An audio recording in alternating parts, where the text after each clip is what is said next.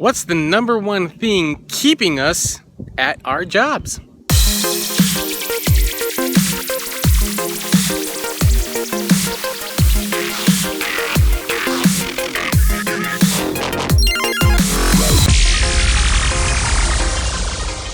Hello everyone, welcome to another episode of The Future in 5. I am still Jacob Morgan, and this is still where I share thoughts, ideas, and commentary on the future of work in 5 minutes or less. Big thank you to the folks over at Staples Business Advantage for making this episode possible. They are the B2B arm of Staples. We recently collaborated on a report that looked at the state of the workplace in 2016 in the United States and in Canada. We looked at things like technology, health and wellness programs, office design, and other things that are very relevant to attracting and retaining top talent.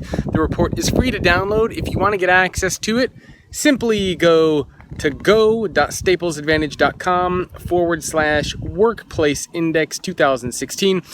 You can pause the video there and rewind it if you want to get access to that. I will also have links in the video that you can access.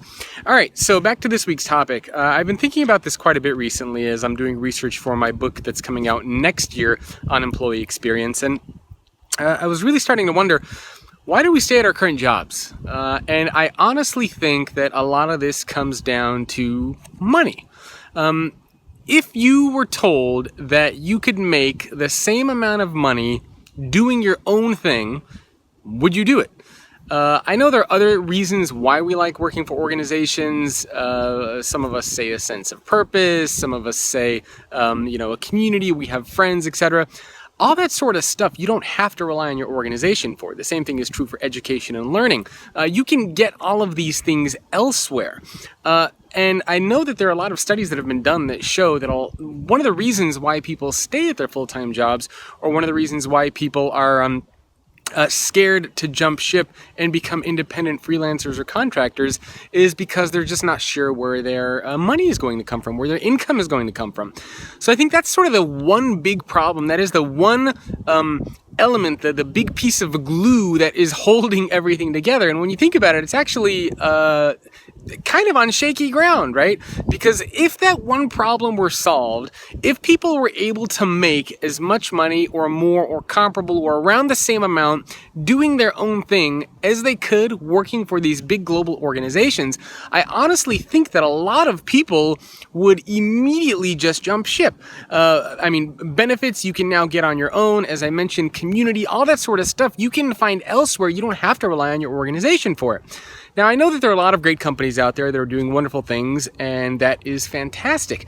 So this isn't to say that, working for companies sucks and, we're all just miserable and staying there because we get a paycheck. But I do think that one of the reasons why so many of us are staying at these organizations is because we know that we're going to get a paycheck from them. However, when organizations announce these massive job cuts, Intel did this fairly recently. We've seen all sorts of organizations do this. HP has done this. You name it, this happens for every organization, pretty much in every industry. Oftentimes, when these organizations announce these big sweeping job cuts, the first thing that people think about is, do I need to go back and work for another company, or maybe I'll go try something off on my own? And I think that's really interesting, because the first thing that pops into our mind isn't usually, can I go work for another large organization out there that's going to offer me quote-unquote job security? No, it's typically, can I do what I was doing there but off on my own? So I'm curious to hear what you think about that, because as I'm doing more research for this book, I'm starting to realize that basically the entire business world is being held together by this one thing, and that is money. And I think if we were able to get this amount of money elsewhere, that we would legitimately just flee and leave these organizations in droves, whether they are good places to work or not. What do you think?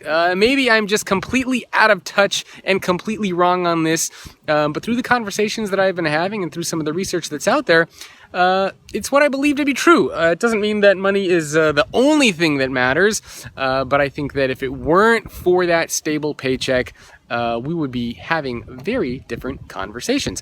If you want to get access to more episodes of The Future in 5, you can visit thefutureorganization.com. If you're interested in sponsoring a series of these videos and newsletters, etc., you can email me, jacob@thefutureorganization.com. I feel like there's an ant crawling on my nose. No ant crawling on my nose, but it certainly felt like that. If you want to get more access to the videos, again, thefutureorganization.com. I'm on Twitter @JacobM. Leave me a comment below, let me know what you think, and make sure to visit go.staplesadvantage.com/workplaceindex 2016 to get access to the Staples report. What do you think? I'll see you next time on an episode of The Future in 5. Hey, are you interested in the future of work? If so, make sure to subscribe to the YouTube channel so you can get all the latest content on the future of work and stay up to date on all the latest trends and happenings. Not to mention, you will make me very, very happy. Make sure to subscribe.